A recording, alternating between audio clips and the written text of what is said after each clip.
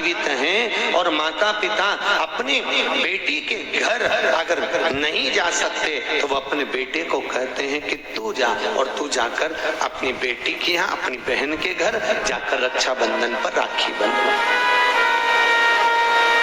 जाओ, तुम जाओ। और भगवान गणेश जी महाराज राखी काय पर बैठकर बांधी जाती है? अरे बोलो तो, एक चौकी पर, पाटे पर, आसन पर बिठाकर रक्षा सूत्र बांधा जाता है। राखी बांधने के बाद बहन भाई के माथे पर, अरे बोलो तो, तिलक कर दो। आप लोग भी तिलक करते हैं। तिलक क्यों किया जाता है? तो कहते हैं ये तिलक हमारे यहाँ शुभ कार्य का प्रतीक है। पर तिलक प्रतीक है, पर जो चावल हम तिलक में लगाते हैं ये क्यों लगाते हैं? ये चावल का क्रम कहाँ से चालू हुआ? सिर में चावल चिपकाना, तिलक लगाने के बाद चावल लगाना, कहाँ से चालू हुआ? ये चावल है क्या? आखिर ये चावल तिलक के बाद में ब्राह्मण या आप किसी को भोजन करा रहे हो, जमाई को तिलक कर रहे हो, बेटी को तिलक कर रहे हो, तो कंकु लगाने के बाद चावल क्यों लगाया जाता है? उस चावल का क्या प्रमाण है? उस अक्षत का क्या प्रमाण है? क्यों लगाते हैं उसको? लगाते लगाते पूरी जिंदगी हो गई। अरे तो बता दो क्यों लगाते हैं? वो चावल का क्या प्रमाण है?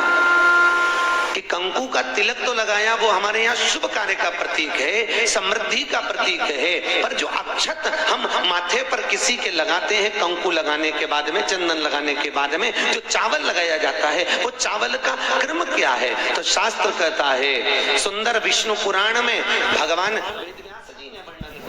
जिसके मस्तक पर तिलक लगाया जाता है वो शुभ कार्य का प्रतीक होता है। और अक्षत इसलिए लगाया जाता है कि इस अक्षत के माध्यम से आपकी जिंदगी में ये शुभ कार्य निरंतर चलता रहे, इसलिए अक्षत उसके माथे पर लगाया जाता है। शुभ कार्य के लिए, निरंतर चलने के लिए, इसको कहते हैं अक्षता। अक्षता का मतलब क्या है? निरंतर चलता रहे, निरंतर बढ़ते रहो। दूल्हा दुल्हन की जब जयमाला होती है, आपके यहाँ होता कि नहीं होता पता नहीं, पर महाराष्ट्र में तो एक नियम है कि दूल्हा दुल्हन की जब जयमाला होती है तो सबको पीले चावल दिए जाते हैं। इधर देते हैं क्या है? तो पीले चावल देते हैं, और पीले चावल देकर फिर उसको सती वचन के अनुसार उस पर छोड़ा जाता है। शुभ मंगल,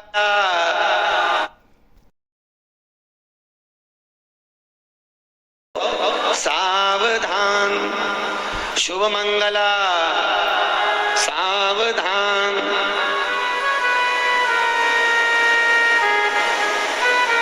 उसके ऊपर छोड़ते हैं कि सावधान। और ये चावल तुम्हारे मस्तक पर जो पड़ा हुआ है, तुम्हारे मस्तक पर जो डाला जा रहा है, तुम्हारी जिंदगी इसी प्रसन्नता में निरंतर बढ़ती चली जाए। वो अक्षता का मतलब है।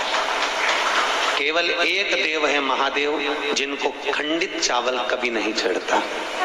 शिव जी को आप बहुत सारा चावल नहीं चढ़ा सकते, एक दाना चढ़ाओ, पर खंडित मत चढ़ाओ।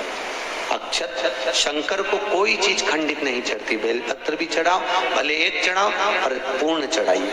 भगवान भोलेनाथ को पुष्प चढ़ाइए, पूर्णता में चढ़ाइए। हम कई जगह मंदिरों में जाते हैं तो भगवान के ऊपर फूल देखते हैं, तो फूल कई बार शिव जी के ऊपर,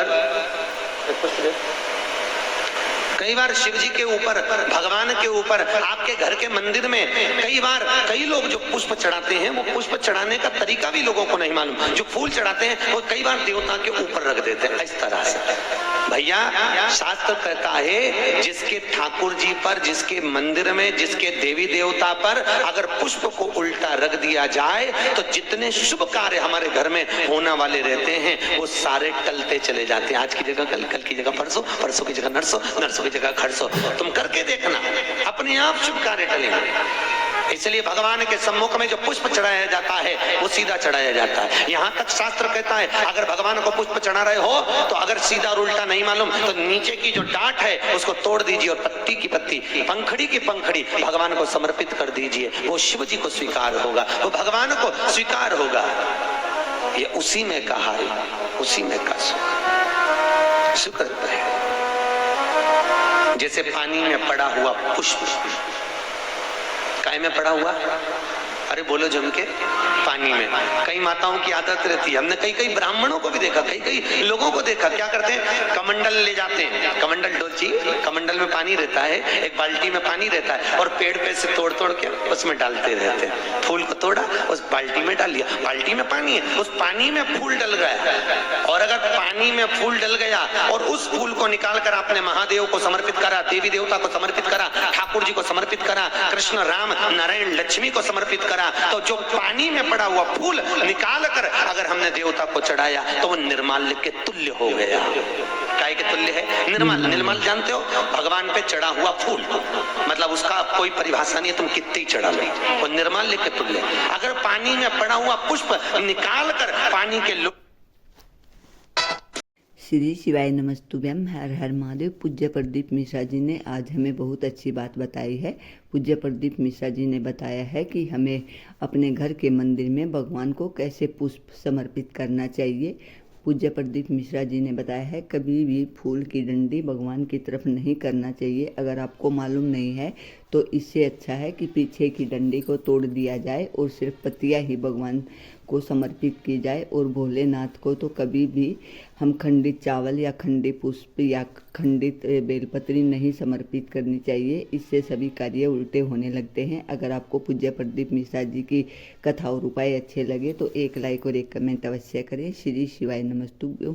और वीडियो को पूरा लास्ट तक देखिए। निर्माल्य हो गया मतलब चढ़ाया फूल हो गया, उसको भगवान स्वीकार नहीं करते, याद रखिए। उसी तरह जैसे तांबे की प्लेट में रखा हुआ चंदन, तांबे की प्लेट में अगर चंदन रखा है और वो अपन ने लगा दिया तो वो चमड़े के बराबर हो जाता है। इसलिए तांबे की प्लेट का चंदन किसी को नहीं चढ़ाया जाता, किसी देवता को नहीं लगाया जाता, किसी देवता निर्माल्य।